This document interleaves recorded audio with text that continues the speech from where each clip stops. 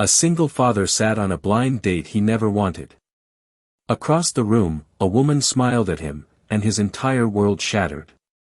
Because the woman standing there shouldn't exist. She had the face of his dead wife. The same dark hair. The same gentle eyes. The same dimple on her left cheek. But his wife had been gone for 3 years. Buried. Mourned. Lost forever. So who was this woman? And why did looking at her feel like drowning and breathing at the same time? The restaurant was quieter than Baylor expected for a Friday night. Soft jazz floated through the warm amber light. He sat at a corner table, already regretting the whole thing. A blind date at 34. He hadn't dated since he was 25. His best friend Boston had pressured him into this with relentless persistence. Just one date. That's all I'm asking. He'd planned to give the woman, Olivia, an hour of polite conversation, then leave. But when the door opened and she walked in, dark hair in a ponytail, simple beige dress, clutching her purse nervously, everything inside him broke. She turned toward him. And he saw Elise. His wife. His dead wife. The glass slipped from his hand, water splashing across the table. The restaurant sounds faded to a ringing in his ears. His hands shook. His vision tunneled. She reached him. Connor. Are you okay? That voice. He couldn't breathe. Olivia stepped closer. You look really pale. Should I get someone? I'm sorry.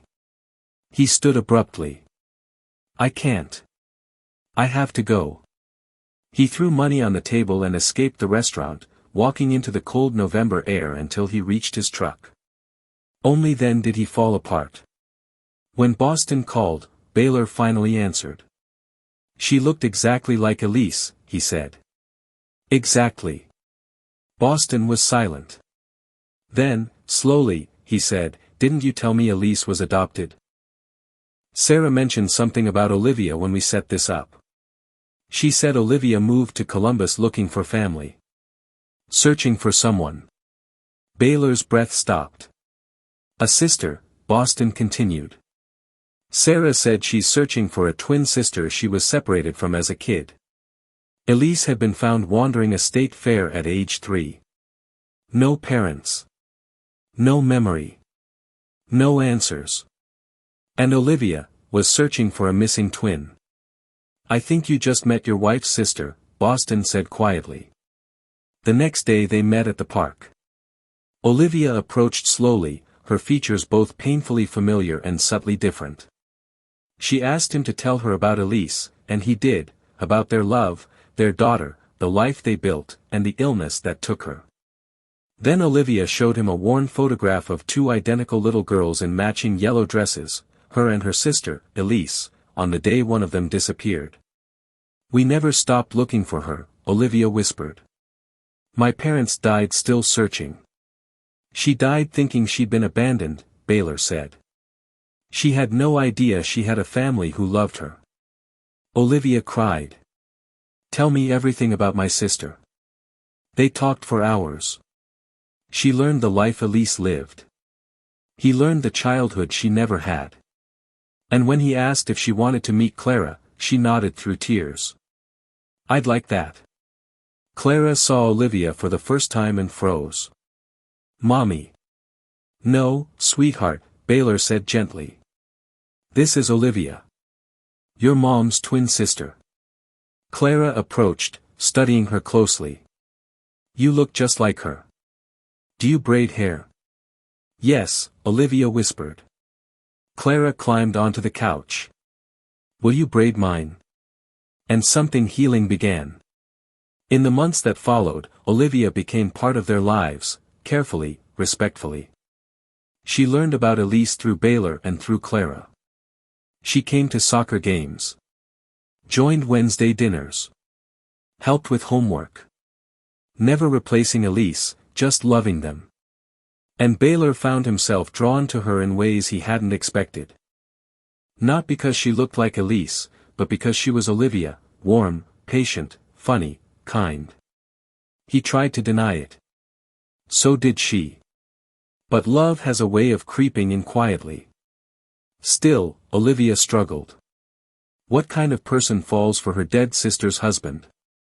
What kind of person lets herself fit so perfectly into a life that used to belong to someone else? 7 months after that first disastrous date, she went to his house to confess how she felt. But she arrived just in time to hear him on the phone. When I'm with her, it's like Elise is still here, he said. Am I using Olivia because she looks like my wife? I don't know the difference anymore. The words shattered her. She tried to leave quietly, but a floorboard creaked. Baylor found her in the hallway. She was crying. Is that all I am to you? Olivia asked. A replacement? A ghost? I don't know, he said helplessly. She broke. I fell in love with you. And not because of Elise. Because of who you are. Because of the life you give Clara. Because of the way you make me feel like I finally belong. But I can't be someone's second choice. He couldn't promise otherwise. So she walked away. Clara cried for her. Baylor threw himself into work, insisting Olivia deserved someone sure about her. But late at night, he looked at photos of Olivia, laughing, reading to Clara, smiling, and realized he hadn't been seeing Elise at all. He'd been seeing the woman he was falling in love with.